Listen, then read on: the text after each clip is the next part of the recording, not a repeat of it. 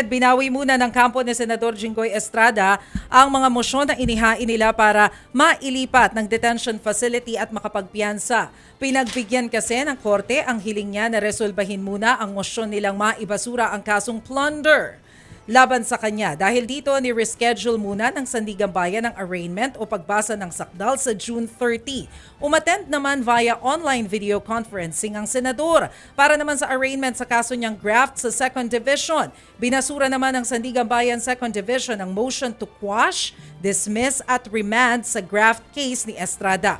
Kaugnay ng koneksyon niya sa flood control scandal. Nilinaw naman ng CIDG na walang special treatment kay Senator Jinggoy kasunod ng paglabas ng mugshot niya, makikitang nakapatong lang ang damit. Nagkataon lang daw na walang kasyang BJMP t-shirt sa kanya. Habang kinukumpirma naman ng counsel ni Estrada na may osteoarthritis ang senador sa pareho nitong tuhod. So may iniinda po sa tuhod at kinumpirma yung kanina. Pero meron ding listahan si Secretary Bonoan, di ba? Ay, kasi meron din siyang iniindang sakit. Itong Yes. si dating DPWH Secretary Bonoan. Ang sabi po, base po doon sa mga reports, meron daw siyang acute coronary syndrome, chronic kidney disease. Ay, naku, meron palang prostate cancer, Oo, ang meron. dating kalihim. Tas meron din siyang type 2 diabetes, which makes it more May spine complicated. condition, may spine Diba? condition. Meron pa siyang back pain sa spine, carcinoma, at heart failure. Maraming sakit si Madaming sakit. Secretary Kaya Bonoan. di ba sinasabi baka daw mauwi sa stroke nung unang beses siya Yeah. dinala dyan sa kampo? At kaya